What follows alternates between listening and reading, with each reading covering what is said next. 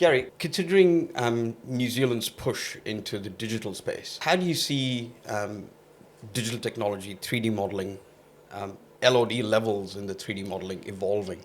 Yeah, so great question. That was actually what led me to make the career change last year into what I'm doing, because I'm seeing as that's where it's been going that way for quite a while. Yep.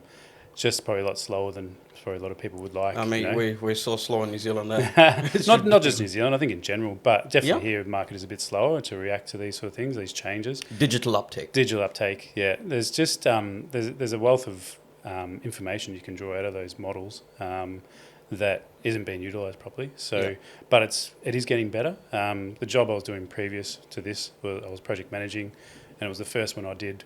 It was it was fully modelled, but it wasn't to. It was only to LOD 300.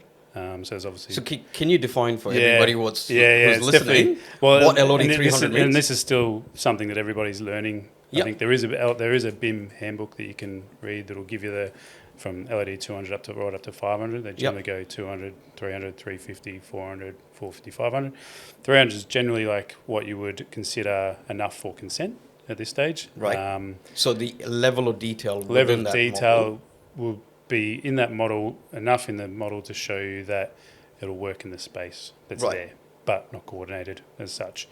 Some people may disagree with that, but that's how we see it. LO 300 is enough to show you what's there in that space, and it should work. It should be buildable, and then you work it out on site when you're building it. So, so where we see it going is it's going to be a bit more advanced. We're seeing a lot more of LOD 350, which is more coordinated. So from 300 to 350, what's the change? That's when you're looking at more detail of like valves and making sure it doesn't just work in the space. It can be coordinated with other services, and you've got clearances and the like. It still has some room for error, but the level of detail is improving. You can do shop drawings out of that.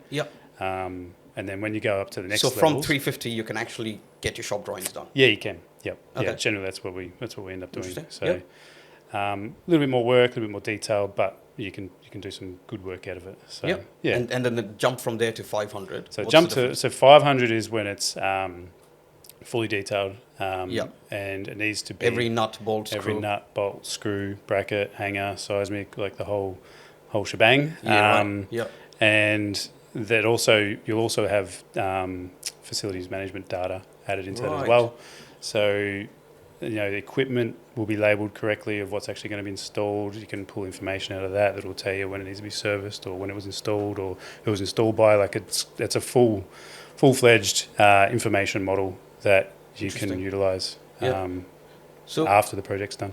Where I find challenges with 3D models is I use 3D models quite a lot for putting tender programs together and for articulating the methodology. You using 4D, right? You simulate the build sequence.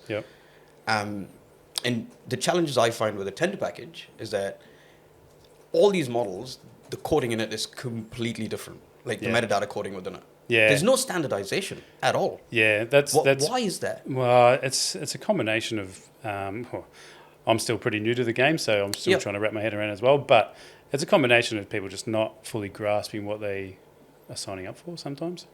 Or what information they should be putting in there or not. So then that's where we think there's a bit of a disconnect. So it's coming together slowly. Like I think services trades are doing quite well with it. Main contractors are starting to see the value on it, but we still get a lot of pushback on the value of the model as such. It's quite challenging, It's like every time I pull up that model and I'm going, dude, look at all of this data. There's a shit ton of data in there. There's a lot. But I'm going, how is it useful?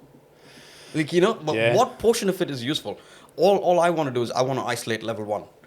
Right? I try and isolate level 1, then I see one steel column hanging in the middle of nowhere. Have you come across that? Yeah. I just came across something today where there was a random box, a planer box hanging over a table internally. I was like, what's going on there? Yeah, exactly, right? Somebody be fucking there. Mate. I reckon we need standardization. Some sort of... from what I know, there are predefined standardizations, Uniclass being one of them. Yeah, there is. I mean, there's the BIM handbook that gives you a standardization of what those LED levels should look like. Yeah. And the data that each element should be coded with. Correct. Yeah, but it's a little bit open to interpretation. Like some bigger consultancy firms might see those levels as meaning something different to what we see as someone who's a bit smaller, like a smaller firm. So that's where there's still that kind of grey area of making sure people understand what those LED levels and what they're actually meant to be providing, or not. No, it's really cool. It's quite interesting insights into LODs. That's just a basic overview. But yeah,